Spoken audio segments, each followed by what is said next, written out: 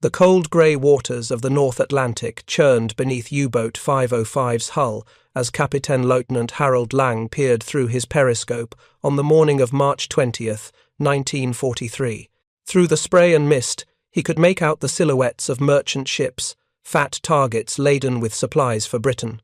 It was a sight that had filled German U-boat commanders with confidence for nearly 4 years of war. Preparing and narrating this type of story took us long efforts and hard work, so if you are enjoying the story, please consider subscribing to our channel. But as Langer tracked the convoy's progress, something new appeared on the horizon. A ship unlike the British corvettes and aging destroyers he'd grown accustomed to evading. Smaller than a fleet destroyer, yet clearly purpose-built for one mission: hunting submarines. The vessel's distinctive profile featured a narrow beam, powerful depth-charge racks, and radar arrays that Langer had only recently begun encountering with disturbing frequency. What the Captain Lieutenant was witnessing that morning was the beginning of the end for the German U-boat arm. The ship on his horizon was one of America's new destroyer escorts, the leading edge of a production miracle that would ultimately send 565 such vessels into the Atlantic. German submariners, who had dominated the seas through 1940 and 1941, were about to discover that their enemy possessed something more devastating than any weapon: the industrial capacity to build warships faster than torpedoes could sink them. If you're enjoying this deep dive into the story, hit the subscribe button and let us know in the comments from where in the world you are watching from today. The story of how American destroyer escorts ended the U-boat war begins not in the shipyards of America, but in the desperate straits of Britain in 1940. By that year, German submarines had sunk over 999 merchant ships, strangling the supply lines that kept Britain alive. Prime Minister Winston Churchill would later write that the only thing that truly frightened him during the war was the U-boat peril. The mathematics of survival were brutally simple. Britain required 7 million tons of imports annually just to feed its population and maintain basic industrial production. German U-boats were sinking ships far faster than British shipyards could replace them. If this rate continued, Britain would be starved into submission before America could mobilize its industrial might. Admiral Karl Dönitz, commander of the German U-boat arm, had calculated that he needed to sink 600,000 to 700,000 tons of Allied shipping per month to win the tonnage war. Throughout 1941 and early 1942, his wolf packs consistently approached or exceeded this goal. In March 1942 alone, U-boats sank over 600,000 tons, the highest monthly total of the entire war. The German strategy was elegant in its simplicity. U-boats would hunt in coordinated packs, overwhelming the thin screen of escorts that protected Allied convoys. These wolf packs consisted of anywhere from 8 to 20 submarines, positioned across expected convoy routes. When one U-boat spotted a convoy, it would shadow the merchant ships while radiating the position to headquarters. Dönitz would then vector other boats toward the target, creating a concentration of force that no escort group could hope to counter. The tactics were devastatingly effective. In October 1940, convoy SC-7 lost 21 of 35 ships to a wolf pack of just 6 U-boats. The escorts, consisting of 2 sloops and a corvette, were simply overwhelmed. The submarines attacked on the surface at night, where their low profiles made them nearly impossible to spot visually, and where the primitive radar of the period was largely useless. German U-boat crews sailed into this period with justified confidence. They called the months of January through August 1942 the Second Happy Time, a period when U-boats operated with near impunity along the American East Coast, sinking tankers in sight of beachgoers. U-boat commanders like Reinhard Hardigan in U-123 claimed multiple ships per patrol, often attacking targets that were silhouetted against the bright lights of coastal cities that hadn't yet implemented blackout procedures. The technology that made this dominance possible was formidable. The Type 7C U-boat, the workhorse of the German submarine fleet, was a marvel of engineering for its time. At just under 220 feet long and displacing 769 tons surfaced, it could dive to depths of 750 feet and travel 8,500 miles at cruising speed. Armed with 5 torpedo tubes and 14 torpedoes, along with an 88mm deck gun, it carried enough firepower to devastate merchant convoys. More importantly, the Type 7C could remain at sea for extended patrols lasting 2 to 3 months. This endurance meant that Dönitz could maintain a constant presence in the critical convoy lanes of the North Atlantic. At any given time in early 1943, he had over 100 U-boats at sea, with 40 to 50 actively patrolling in the North Atlantic itself. The crews manning these submarines were the elite of the Kriegsmarine. U-boat volunteers underwent rigorous training that lasted nearly 2 years before they were deemed ready for combat patrols. They learned to function in the claustrophobic confines of the submarine, where 50 men lived in a space barely larger than a railroad car.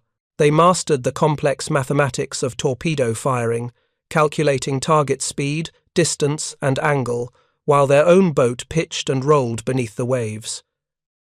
These men had been told repeatedly by their commanders that they were Germany's best hope for victory. Dönitz himself told his crews that every merchant ship they sank brought Germany closer to winning the war. The Führer's headquarters regularly issued communiques celebrating U-boat successes, and successful commanders like Otto Kretschmer and Gunther Prien became national heroes, their faces appearing on propaganda posters throughout Germany. But beneath this confident exterior, cracks were already beginning to show. British codebreakers at Bletchley Park had achieved significant penetration of the German naval Enigma cipher by late 1941. This intelligence, codenamed Ultra, allowed the Admiralty to route convoys around known U-boat patrol lines, reducing the submarine's success rate even before more effective weapons and tactics could be deployed. More significantly, the strategic situation was about to change in ways that German planners had failed to anticipate. When the United States entered the war in December 1941, Admiral Dönitz believed that American industrial capacity would be focused on supporting the Pacific War against Japan. He calculated that it would take at least 2 years before American shipbuilding could significantly affect the Atlantic battle. This assumption would prove to be catastrophically wrong. The American response to the U-boat threat would not come from deploying fleet destroyers, which were needed for carrier task forces and amphibious operations. Instead, it would come from a crash program to build a new type of warship specifically designed for one mission: hunting and killing submarines in the vast expanses of the Atlantic. The concept of the destroyer escort emerged from British requirements under the Lend-Lease Act of March 1941. The Royal Navy desperately needed escort vessels that could operate in open ocean conditions, but could be built far more quickly and cheaply than fleet destroyers. Captain E. L. Cochrane of the American Bureau of Shipping created the initial design, known as the British Destroyer Escort. The requirements were straightforward but demanding. The ship needed enough speed to maneuver relative to a slow convoy, which typically traveled at 10 to 12 knots. It needed sufficient range to cross the Atlantic and return without refueling. It had to carry enough weapons and sensors to detect, pursue, and destroy submarines. And critically, it had to be simple enough to build quickly using the labor and materials available in American shipyards. The result was a vessel that represented a careful balance of compromises. At just over 300 feet long for most classes, destroyer escorts were roughly 60 feet shorter than fleet destroyers. They displaced around 1,400 tons, about half that of a Fletcher-class fleet destroyer. Their maximum speed of 21 to 24 knots was adequate for convoy work, but far slower than the 35 knots that fleet destroyers could achieve. What destroyer escorts lacked in size and speed, they made up for in specialized anti-submarine capabilities. The ships mounted either 3-inch or 5-inch guns, adequate for surface combat against submarines but insufficient for fleet actions. More importantly, they carried extensive anti-submarine weapons, depth charges, ahead-throwing hedgehog mortars, and later in the war, forward-firing rocket projectors. The real revolution came in the electronics these ships carried. Destroyer escorts were equipped with modern sonar that could detect submerged submarines at ranges of up to 2,000 yards. Surface search radar could locate surfaced U-boats in darkness or poor weather. Most significantly, many carried high-frequency direction. finding equipment, nicknamed Huff Duff, which could detect and locate U-boat radio transmissions at ranges of up to 50 miles. The production program for destroyer Escorts represented one of the most impressive industrial achievements of the war. The first destroyer Escort, USS Evarts, was commissioned in April 1943. By the end of that year, American shipyards were completing 17 destroyer Escorts per month. 16 different shipyards participated in the program, from major naval facilities like Mare Island to smaller commercial yards that had never built warships before. The scale of this production was something German planners had simply not anticipated. In 1943 alone, over 240 destroyer Escorts were completed and commissioned. By the war's end in May 1945, 563 had been built, with over 440 remaining in US Navy service. But numbers alone don't tell the full story of the destroyer Escort program. What made these ships truly revolutionary was how they would be employed. Rather than simply escorting convoys defensively, destroyer Escorts would form hunter-killer groups built around small escort carriers. These groups would actively hunt U-boats, pursuing them relentlessly across vast stretches of ocean. The concept was simple, but required resources that only America's industrial capacity could provide. An escort carrier, often converted from a merchant ship hull, would provide air cover over a wide area. Its aircraft could spot surfaced U-boats and attack them, forcing them to dive. Once submerged, the destroyer Escorts would use their sonar to locate the submarine and attack with depth charges and hedgehogs. For German U-boat commanders accustomed to hunting convoys with limited escorts, the appearance of these hunter-killer groups represented a fundamental shift in the nature of Atlantic warfare. No longer could they count on periods of relative safety between convoy encounters. Now, roving groups of warships actively sought them out, making every moment at sea potentially deadly.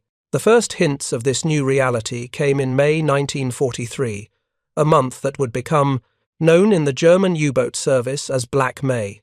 Dönitz had committed his submarines to an all-out campaign against Atlantic convoys that spring, confident that his enlarged fleet of operational U-boats would overwhelm Allied defences. Instead, the month turned into a catastrophe for the German submarine arm. 41 U-boats were sunk in May 1943, representing over 20% of all operational submarines. The losses came from all quarters: convoy escorts, shore-based aircraft, carrier aircraft, and increasingly from American destroyer escorts that seemed to be everywhere at once. Convoy ONS-5, which departed Britain in late April, became the testing ground for the new Allied tactics. Though the convoy lost 13 merchant ships, the escorts sank 6 attacking U-boats. 2 weeks later, convoy SC-130 was attacked by multiple wolf packs but lost not a single merchant ship, while 5 U-boats were destroyed. The strategic implications were staggering. Admiral Dönitz, reviewing the casualty reports at his headquarters, made a decision that would have been unthinkable just months earlier. On May 24th, he ordered a temporary withdrawal of U-boats from the North Atlantic. In his war diary, he wrote that the U-boat arm was technologically at a disadvantage and needed to rectify this before resuming major operations. For the German submariners who had dominated the Atlantic for 3 years, this withdrawal represented a psychological shock as profound as any military defeat. They had believed in their technological superiority, their tactical prowess, their courage in the face of danger. Now they were being forced to admit that the enemy had achieved overwhelming superiority in numbers, technology, and tactics. But the men in the U-boats didn't yet fully understand what they were facing. They knew about the new escort carriers and the improved radar that could detect them on the surface. What they couldn't comprehend was the sheer scale of American production that was about to be unleashed against them. By the time U-boat operations resumed in the fall of 1943, hundreds of destroyer escorts would be operating in the Atlantic, representing a concentration of anti-submarine force that no navy in history had ever deployed. The autumn sun hung low over the Atlantic as Oberleutnant zur See Werner Henke guided U-515 toward its patrol area in October 1943. Henke was one of the Kriegsmarine's most successful commanders, with over 100,000 tons of Allied shipping to his credit. He had survived the bloodletting of Black May and received new orders to resume operations with improved radar detectors and enhanced anti-aircraft armament. What Henke and his crew of 50 men didn't realize was that while they had spent the summer refitting and training, the Atlantic had been transformed into a maritime killing ground, specifically designed to hunt U-boats. The number of destroyer escorts operating in the Atlantic had tripled since May. Hunter-killer groups now patrolled areas that had once been relatively safe transit zones for submarines.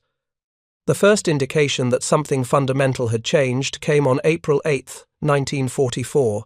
Henke was operating southeast of Madeira when U-515 was detected by Task Group 21.12, built around the escort carrier USS Guadalcanal.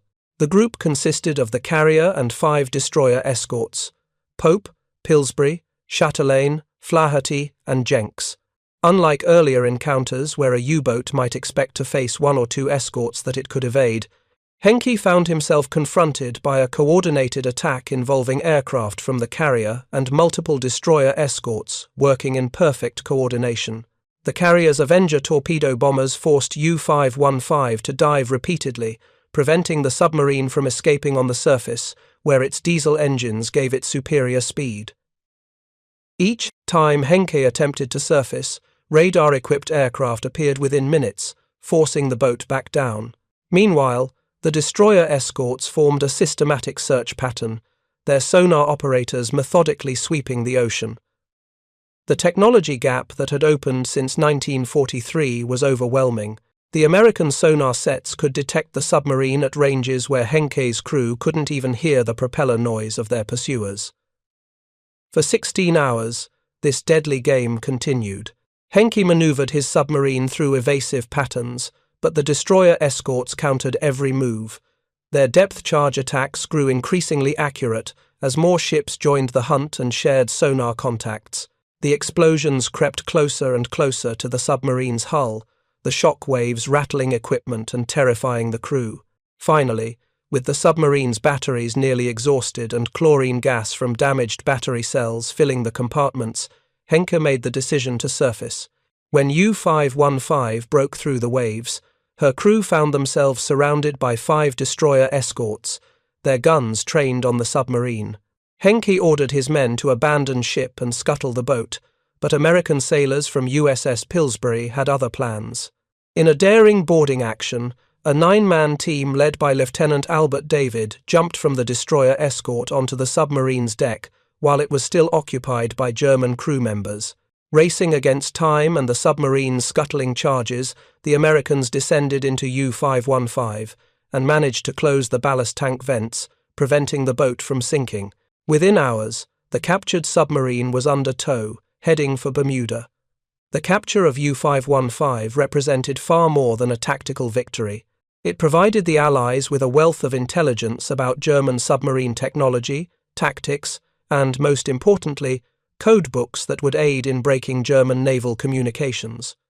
But for the German U-boat in service, it represented something even more profound, proof that the tables had completely turned in the Atlantic. The experiences of U-515's crew were being repeated across the Atlantic with increasing frequency. German submariners who had once hunted convoys with confidence now found themselves constantly hunted.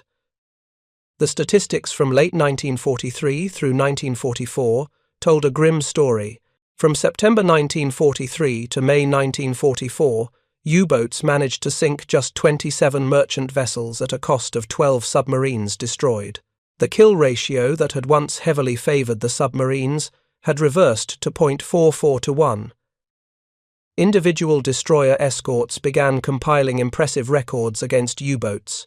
USS England, a Buckley-class destroyer escort, sank 6 Japanese submarines in just 12 days during May 1944, earning a place in naval history.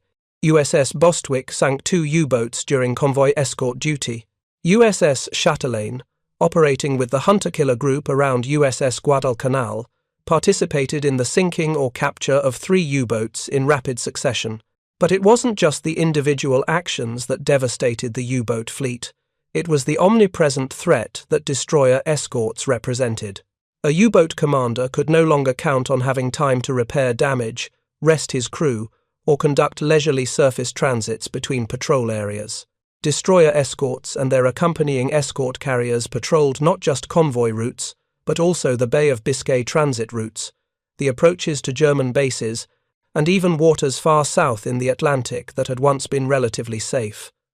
The morning of May 6, 1944, brought one of the most dramatic encounters between a destroyer escort and a U-boat. USS Buckley, operating with Task Group 21.11 west of Cape Verde, made radar contact with U-66 at 2:46 a.m.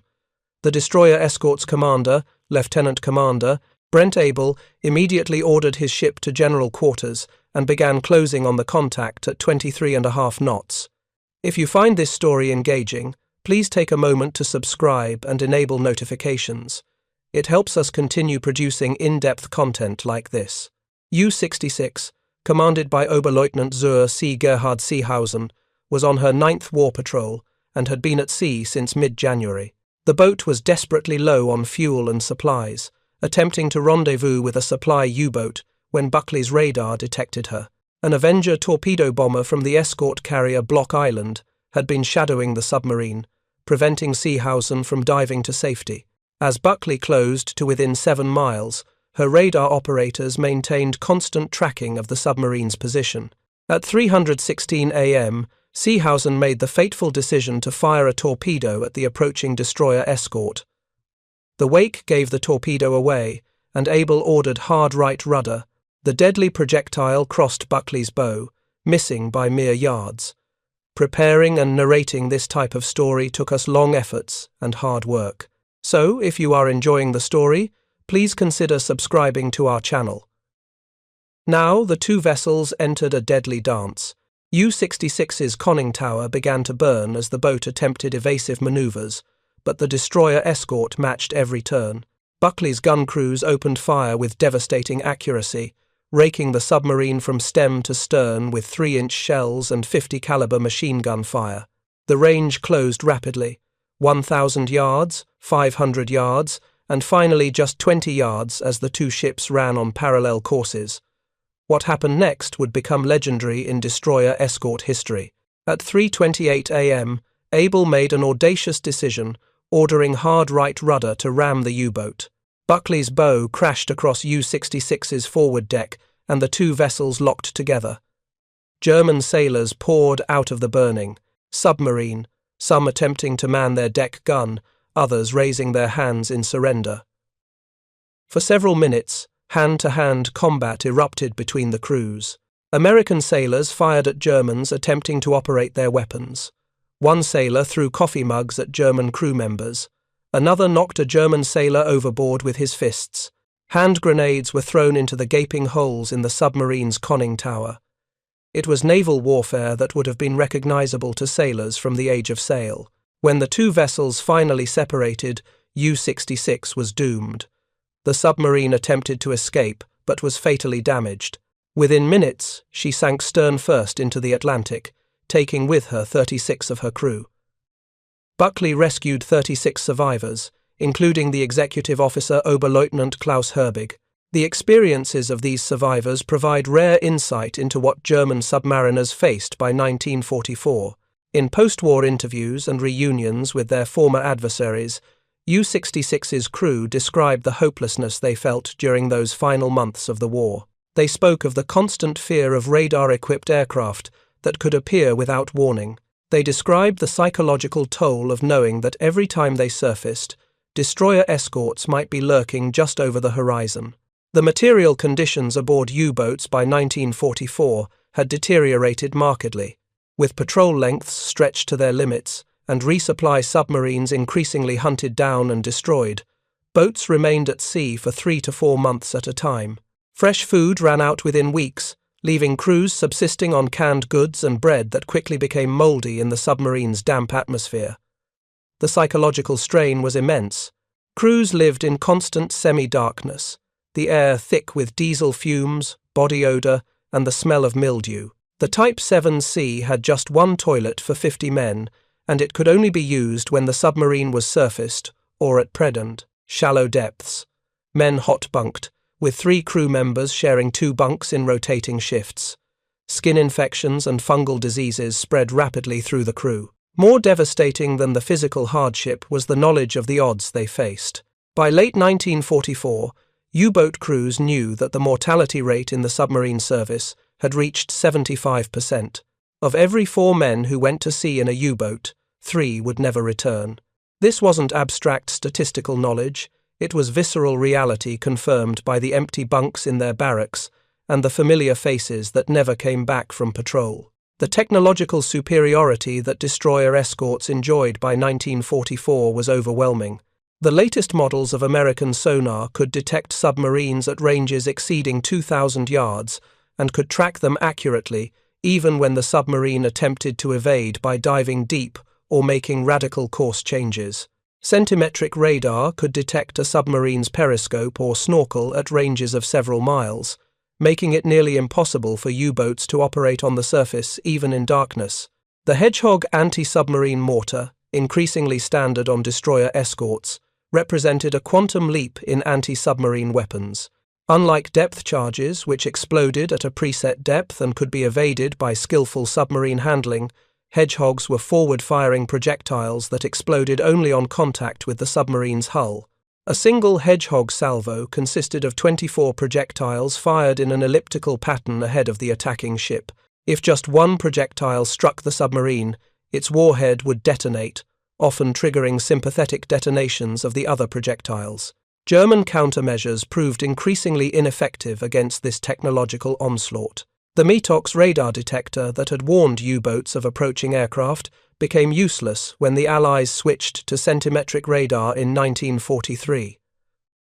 The Schnorkel, breathing tube, introduced in 1944, allowed submarines to run their diesel engines while submerged, but the device could still be detected by radar and left a distinctive wake that trained aircraft observers could spot from miles away. Admiral Dönitz attempted to redress the technological balance with new submarine designs. The Type XXI electro-boot featured a revolutionary design with massively enlarged battery capacity that allowed sustained high-speed underwater operations. At 17 knots submerged, these submarines were faster underwater than most destroyer escorts were on the surface. But production problems, Allied bombing of German industry, and the collapsing military situation meant that only 2 Type XXIs ever conducted war patrols before Germany's surrender. The human cost of the U-boat campaign became staggering in its final 2 years. Of the approximately 40,000 men who served in the German U-boat arm during World War II, 28,000 were killed in action. Another 5,000 were captured. This casualty rate of 75% made U-boat service the most dangerous assignment in any branch of any military during the war. Individual submarines suffered apocalyptic losses. Of the 721 U-boats lost to all causes during the war, the majority went down with all hands. When a submarine was destroyed by depth charges or aerial attack at depth, the crew had virtually no chance of escape. The massive pressure of the surrounding water, combined with the explosive violence of the submarine's destruction, meant that death was usually instantaneous. Those who did survive submarine sinkings often found themselves in equally desperate straits. The North Atlantic's cold waters gave survivors mere minutes before hypothermia set in. U-boat crews wore special escape apparatus called Tauchretter, compressed air breathing devices that allowed escape from submarines submerged up to 50 meters deep. But these devices were useless if the submarine was destroyed in deep water or if the crew couldn't reach the escape hatches before the boat sank beyond crush depth. The destroyer escort program reached its peak effectiveness in the final year of the war. By January 1945, over 300 destroyer escorts were operating worldwide, with the majority focused on anti-submarine warfare in the Atlantic. They had become so effective at their mission that U-boat sinkings of merchant ships had declined to negligible levels. In the first 4 months of 1945, U-boats sank just 36 merchant ships in all theatres of operation, while suffering catastrophic losses of their own. As winter turned to spring in 1945, the final act of the U-boat war played out in the cold waters of the North Atlantic. On April 24th, USS Pillsbury, the same destroyer Escort that had boarded U-515 nearly a year earlier, was operating southwest of the Azores when she detected a submarine contact. The target was U-546, attempting to make one final patrol. The hunt that followed exemplified how thoroughly destroyer escorts had mastered anti-submarine warfare. Pillsbury maintained sonar contact for nearly 5 hours, coordinating with other destroyer escorts to form a perfect trap around the submarine. When U-546 finally surfaced in desperation, her crew found themselves surrounded by multiple American warships. The submarine sank quickly, leaving only survivors in the water. 5 days later, on April 29th, USS Frost and USS Stanton achieved what would be among the final U-boat kills of the Atlantic War.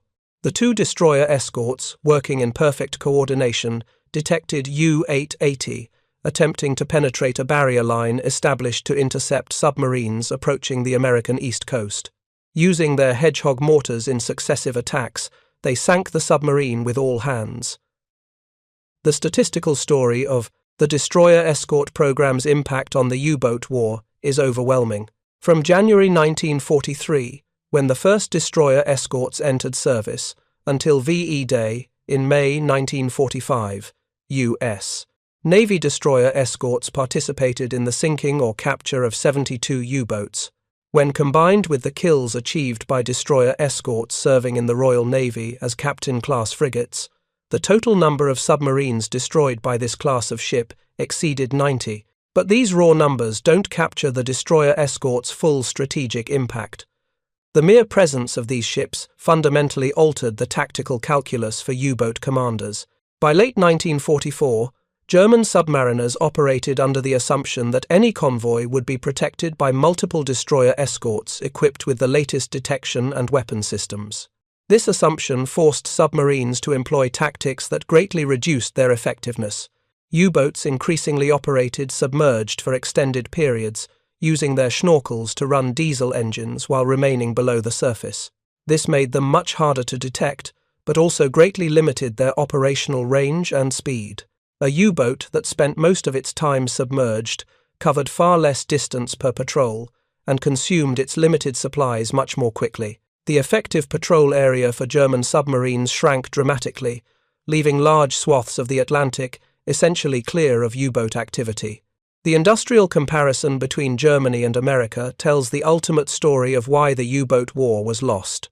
In 1943, the peak year of German U-boat production, German shipyards completed 284 submarines.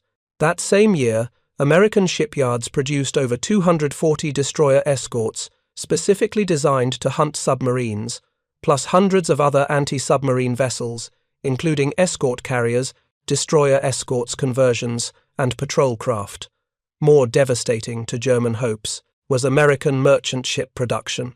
In 1943 alone, American shipyards delivered 18 million gross tons of new merchant shipping, 3 times the tonnage that U-boats managed to sink that entire year. The Liberty ship program, which could produce a 10,000-ton cargo ship in just 42 days, meant that even at the peak of U-boat effectiveness, Germany was losing the tonnage war. Admiral Dönitz, reviewing his situation in early 1945, faced the mathematical reality that his submarine force could no longer influence the war's outcome. In his final months as commander of the U-boat arm, before being elevated to command all German naval forces, he wrote increasingly desperate assessments of the strategic situation. His war diary entries speak of technological gaps that cannot be closed, of Allied superiority in numbers that cannot be countered, of losses that cannot be sustained. The human stories that emerged from the final U-boat patrols are particularly poignant. Crews knew they were embarking on what might be suicide missions, yet they sailed anyway out of duty, loyalty to their comrades, or simply because they had no choice. Some boats that departed on patrol in April 1945 were still at sea when Germany surrendered on May 8. These submarines received coded messages ordering them to surface, display black flags, and proceed to designated Allied ports for internment. The surrender of the U-boat fleet provided a final, visible demonstration of the destroyer escort's victory. 156 U-boats surrendered to Allied forces in May 1945, Many of these surrenders occurred at sea, with destroyer escorts guiding the submarines to port. The image of German U-boats, flying black flags of surrender, being escorted into Allied harbours by the very destroyer escorts that had hunted them so effectively, provided a fitting end to the Battle of the Atlantic. The strategic lessons of the destroyer escort program extended far beyond World War II. The ships demonstrated that specialized vessels designed for a specific mission could be more effective than general-purpose warships. They proved that industrial capacity, properly mobilized, could overcome initial tactical and technological advantages. Most importantly, they showed that naval warfare in the modern age required integration of multiple technologies: radar, sonar, radio direction finding, aircraft working together in coordinated systems. The destroyer escort program also validated the concept of mass production of complex military equipment. The fact that 16 different shipyards could produce these vessels to standardized designs, with interchangeable parts and systems, represented an industrial achievement that Germany could not match. German U-boat production, while impressive, relied on a smaller number of specialized shipyards that proved vulnerable to Allied bombing campaigns. For the men who served aboard destroyer escorts, the war in the Atlantic was a grinding test of endurance, skill, and courage. Unlike the dramatic carrier battles of the Pacific or the massive fleet actions of earlier naval wars, anti-submarine warfare was a patient, methodical hunt that could last days or weeks. It required crews to maintain peak performance through long periods of routine convoy escort, punctuated by brief moments of intense action. USS Slater, a Cannon-class destroyer escort that served throughout the Atlantic campaign, typified the experience of these ships. During her wartime service, she escorted 176 merchant ships across the Atlantic without losing a single one to submarine attack. This perfect record, repeated by dozens of other destroyer escorts, demonstrated the effectiveness of the program more eloquently than any battle statistics. The technological legacy of destroyer escorts extended into the Cold War and beyond. The anti-submarine warfare systems pioneered on these ships, integrated sonar, radar, and weapons systems working together under centralized fire control, became the foundation for all subsequent ASW vessel designs. The concept of hunter-killer groups built around escort carriers and destroyer escorts evolved into the carrier battle groups and anti-submarine warfare task forces of the Cold War. When the U.S. Navy finally retired its last World War II-era destroyer escorts in the 1960s, many were transferred to Allied navies where they continued serving into the 1980s and even 90s. USS Cannon, the lead ship of her class, served in the Greek Navy until 1991, a testament to the soundness of the original design. The human cost of victory in the Atlantic cannot be measured solely in ships sunk or tonnage destroyed. For the men of the U-boat service, the destroyer escort represented an existential threat that transformed the character of submarine warfare from hunter to hunted. German submariners who survived the war spoke with respect about the professionalism and effectiveness of American destroyer escort crews. In post-war reunions between former enemies, men who had tried to kill each other in the dark Atlantic recognized their shared experience of combat at sea. For the American sailors who manned destroyer escorts, the Atlantic campaign represented America's commitment to seeing the war through to victory. These were not glamorous ships that would appear in recruitment posters or Hollywood movies.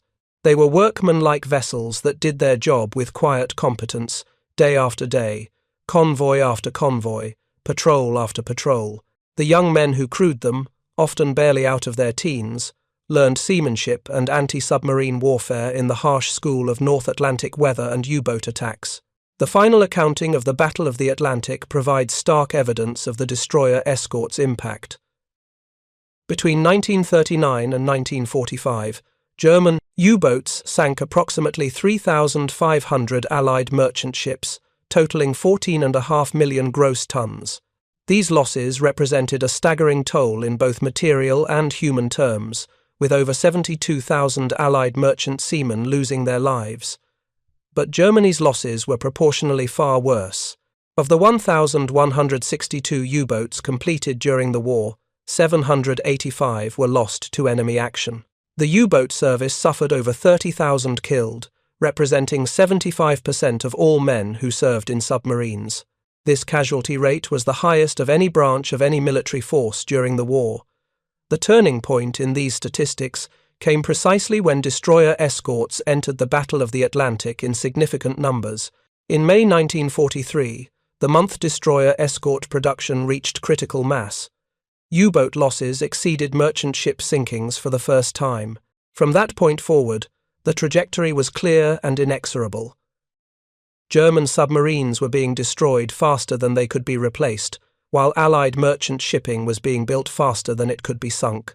Admiral Dönitz, in his post-war memoirs, acknowledged that the Battle of the Atlantic was lost not because of any single Allied weapon or tactic, but because of the overwhelming superiority in numbers and production that America brought to the battle. The 565 destroyer escorts represented more than just ships. They represented industrial capacity on a scale that Germany simply could not match. The morning of May 8, 1945, found dozens of destroyer escorts at sea when word came that Germany had surrendered. For the crews of these ships, many of whom had spent years in the dangerous business of hunting submarines, the news brought profound relief mixed with exhaustion. They had been part of the longest continuous campaign of the war, a campaign that had seen them cross the Atlantic dozens of times through storms, U-boat attacks, and the grinding monotony of convoy escort. The legacy of the destroyer escort program extended far beyond the immediate victory over the U-boats. These ships demonstrated that modern naval warfare required specialized vessels designed for specific missions. They proved that technological superiority, while important, could be overcome by superior numbers properly employed. Most significantly, they showed that industrial capacity, properly mobilized and directed, could be the decisive factor in modern warfare. For the German submariners who survived the war, the memory of destroyer escorts represented the visible symbol of their defeat. They had entered the war confident in their technological superiority and tactical expertise. They had dominated the Atlantic for the first years of the conflict, bringing Britain to the brink of starvation. But when they encountered the combined force of American industrial capacity manifested in hundreds of destroyer escorts, equipped with the latest technology and manned by well-trained crews, their advantages evaporated. The story of the destroyer escorts and the end of the U-boat war is ultimately a story about the transformation of naval warfare in the 20th century. It demonstrated that victory at sea no longer belonged to the side with the most powerful battleships or the most skilled individual commanders. Instead, victory belonged to the nation that could most effectively combine technology, industrial production, and systematic doctrine into an integrated fighting force. When the last German U-boat surrendered in May 1945, escorted into port by American destroyer escorts, it marked the end of unrestricted submarine warfare as a decisive strategic weapon. The hunters who had terrorized Allied shipping for the first years of the war had become the hunted, systematically destroyed by an anti-submarine force built on the foundation of 565 destroyer escorts and the industrial might of the United States. The submariners of the German Kriegsmarine had witnessed America's destroyer escorts multiply across the Atlantic, and in that multiplication, they realized too late that they faced an enemy that could not be defeated by courage, skill, or technological sophistication alone. They faced an enemy that could simply build more ships, equip them with better weapons, and send them to sea faster than torpedoes could sink them. This was the truth that ended the U-boat war. Thank you for watching. For more detailed historical breakdowns, check out the other videos on your screen now, and don't forget to subscribe.